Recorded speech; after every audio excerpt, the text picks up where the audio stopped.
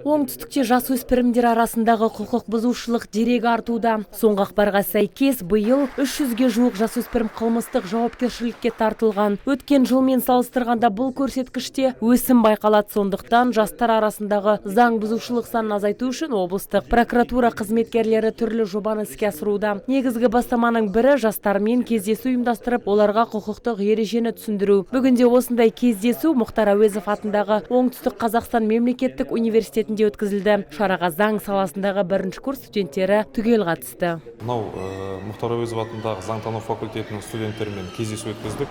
Пікір сұхбат алмасу ретінде өзіміздің баяндама жасадық.